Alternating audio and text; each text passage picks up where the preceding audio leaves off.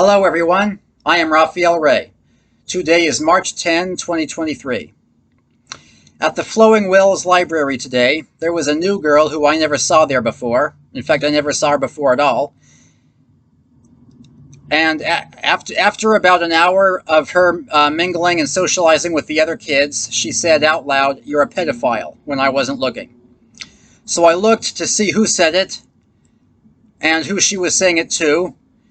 And she turned away pretending to talk on a smartphone.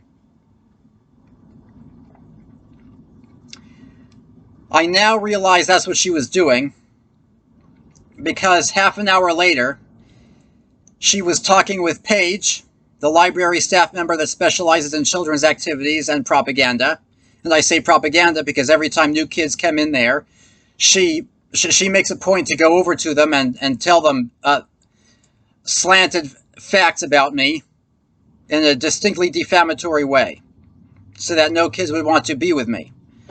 The real reason they don't want kids to be with me is indicated in pretty much all of my videos, because I'm always telling the truth about what's really going on.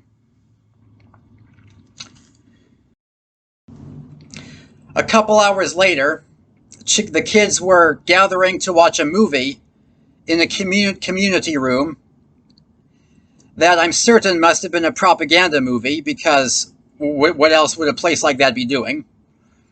And I'm sure they must have included surveillance stills taken of me looking at children, because when I glance at everyone to maintain constant awareness of my surroundings.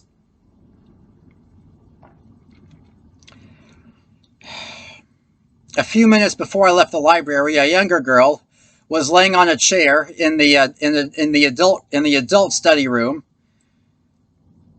and to see if she was still there, I glanced at her about 3 or 4 times, and the 4th time or 3rd time she got up and went.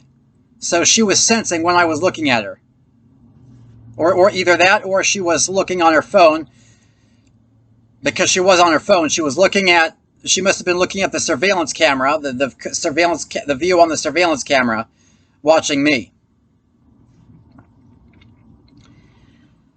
This is how cleverly people make terrible people of good people.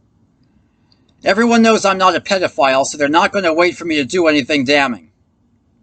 So this is what they do if they want good people to be something terrible.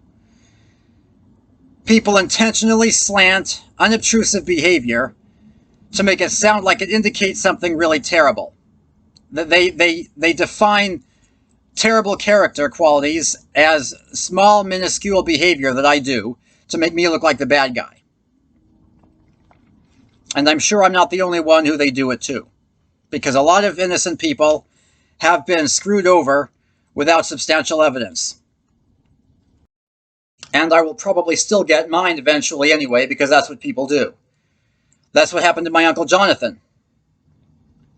He was never a pedophile, but to destroy his influence in the community, the state of Washington had taken a tip from a neighbor that he was spanking his daughter,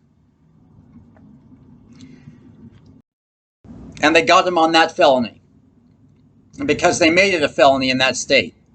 And now we see why. When people seek to destroy the innocent, and in America we have a justice system that ensures that everything has to be done legitimately and factually. Someone has to be doing something serious in order to be taken off the streets. Therefore, people here in America cleverly trick the innocent, and when they can't, they will use something else as substantial evidence. The most intelligent thing they do is to define something terrible, is to define a terrible character quality as unobtrusive things that harmless people do.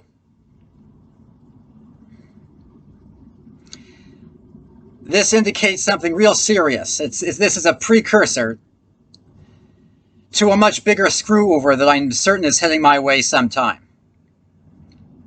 Maybe sometime when I'm 36.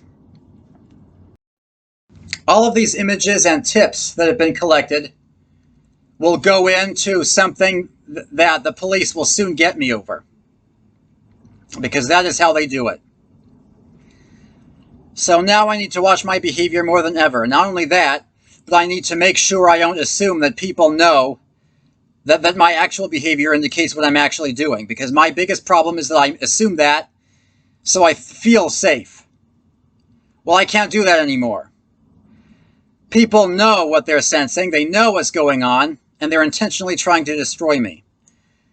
And in order not to fall prey, in order to be not another victim, I can't take that for granted anymore.